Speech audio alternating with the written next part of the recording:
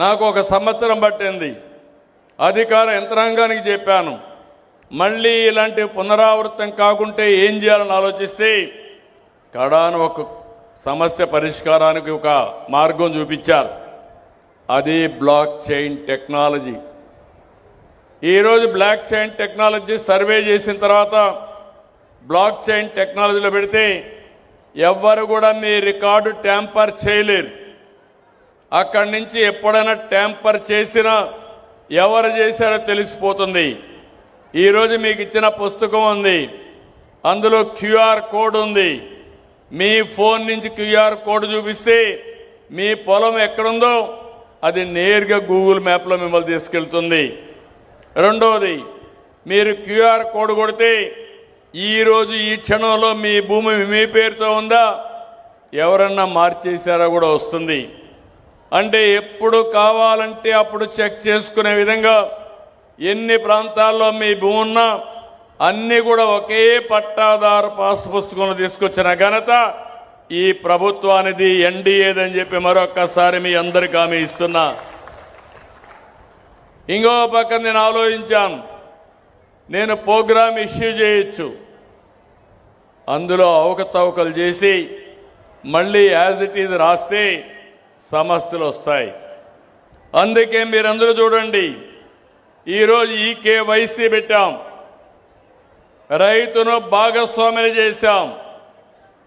ఇది శాశ్వత పరిష్కారానికి మార్గం. అందుకే నేను ఆలోచించింది, మీరు సర్వే చేసేటప్పుడు మీ సమక్షంలో చేయాలి.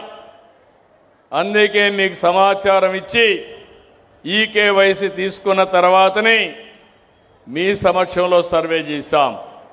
సర్వే చేసిన తర్వాత మీకు ఇచ్చిన పట్టాదారు పాస్ పుస్తకం కూడా సెక్యూరిటీ ప్రెస్సింగ్ ప్రింట్లో చేశాం.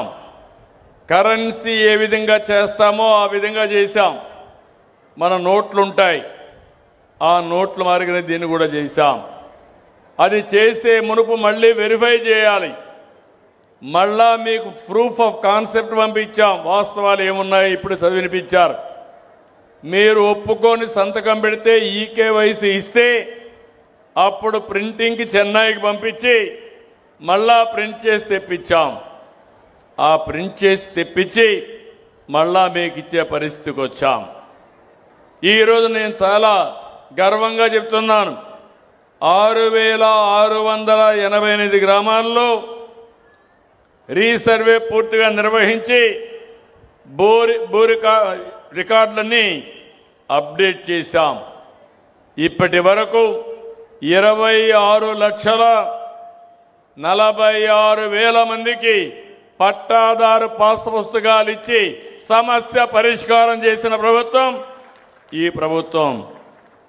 అయితే ఈరోజు ఇక్కడికి వస్తే ఈ విడతలో ఈ గ్రామం ఆచంట నియోజకవర్గం 4 గ్రామాలుంటే 4 గ్రామాల్లో కూడా 97.68